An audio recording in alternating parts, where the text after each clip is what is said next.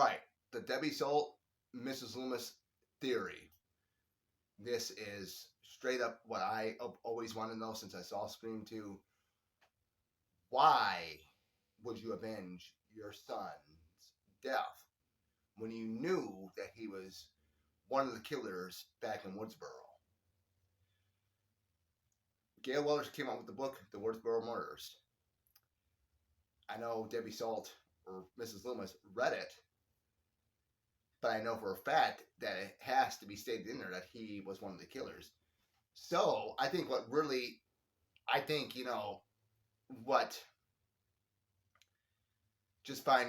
find it very weird that she says she's sane.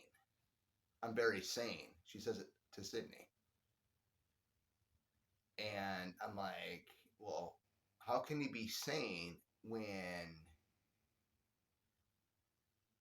you're out there avenging your son's death when he was one of the killers back in Woodsboro?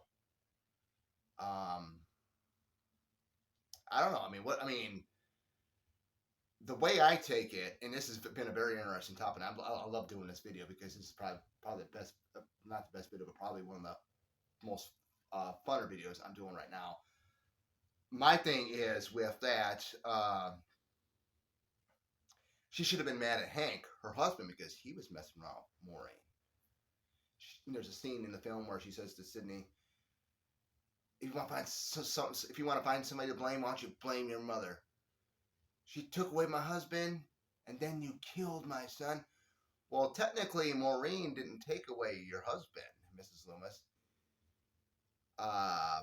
Hank, this is Hank's doing. He allowed it to happen. I mean, how can you have an affair? It has to be, the one that's married being involved with the other woman, or the other man. I mean, how can you blame her? How can you blame Maureen for taking away your husband when he had an affair with her? I mean, what the hell? But the thing is,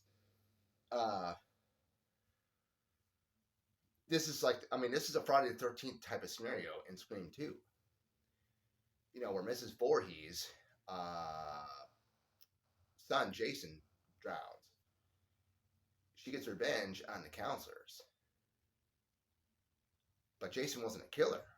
He was just a 11-year-old boy that drowned back in, I believe it was 1957.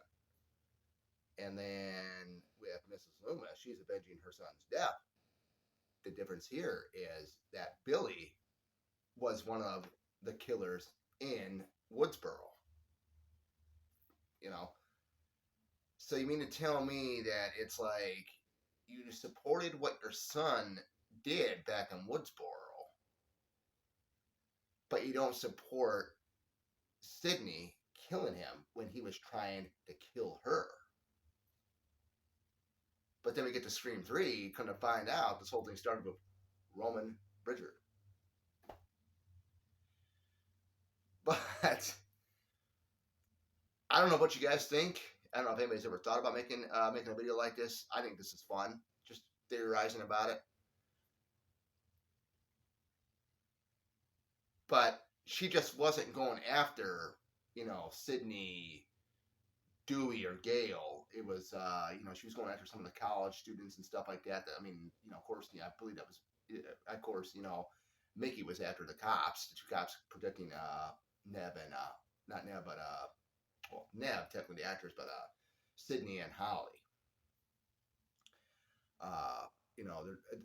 There's a point there where I'm pretty sure, the reason why Mrs. Loomis took out Mickey so early was the statement that was, and she had read the book, because I'm pretty sure she was in the back with Gail, and she heard everything what Mickey was telling Sydney, that Billy was a sick fuck. Billy was a sick fuck that wanted to get away with it. Mickey is a sick fuck that wants to get caught. Yeah, I just love that when he does that. But I'm pretty sure she heard that, and that's why she ended up taking him out. Like after he had said, there was something else he had said, Mickey had said, and then you realize that he was a psycho too, but she's much more a psycho because way Sydney had said, "You're just as crazy as your son was," and sure enough, yeah, I mean, Mrs. Loomis is. Uh, there's no doubt in my mind, any parent that would support and get revenge against people that killed their son or daughter when their son and daughter, basically uh, dressed up as Ghostface and killed back in Woodsboro. I shouldn't say son and daughter. It was we're talking about the movie here. Sorry about that, but I think for Mrs. Loomis being a parent, I think that's pretty sick that you're going out for vengeance after Sydney, Gail, Dewey, took out Randy, and some of the other, other characters that got killed off in the film. You're going after, you want to go after some of them that had nothing to do with what happened in Woodsboro, but you're going after the survivors from Woodsboro because they took out your son, and there was a reason for that because your son was the killer. So how can a parent support what their son had done in the previous film back in Woodsboro? She's wacko, man. She's crazy, and it all shows there the way she was talking. I mean, Hank messed with Maureen. Yes, he did it. It wasn't against his will. He wanted to do it. He had an affair with her, just like with Cotton Weary. But this whole thing, going back to Scream 3, this whole thing started. Roman Pritchard started this whole thing. Only he had to do is show that video of Hank and Maureen together, and that just sparked something in Billy's mind. And man, he was pissed. Basically, what Roman had said in Scream 3 is, your boyfriend didn't like seeing his dad in his movies, and finding out that it was Maureen, Sydney's mother, that he was having an affair with. So I'm surprised she didn't go after Hank, or there might have been something there that we don't know about. But to go after Sydney, to kill her because your son was trying to kill her in the previous film, I honestly think, Mrs. Loomis really lost everything. That book of Gail Weathers, The Woodsboro Murders, she read that. And you're saying that you're sane? Holy shit, man. I mean, that's why I like Scream 2, because it's like, you've never seen that before. Like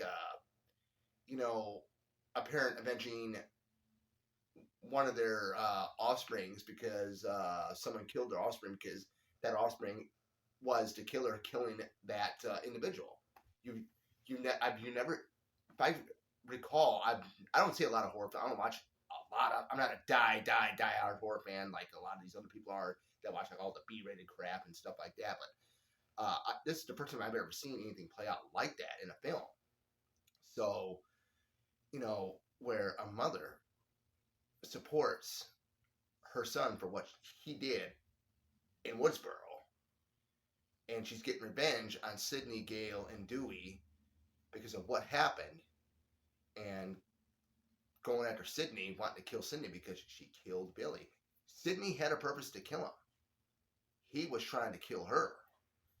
And I have no idea what sparked that in Billy as to why he wanted to kill Sydney. I mean, I think it's just,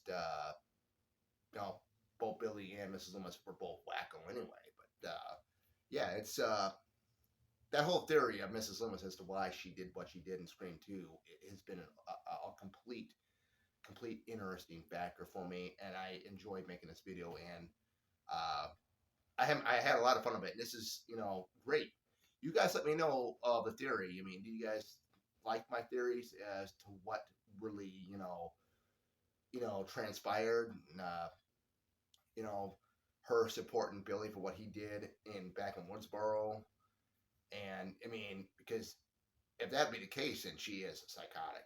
She, like what Sydney had said, you're as crazy as your son was.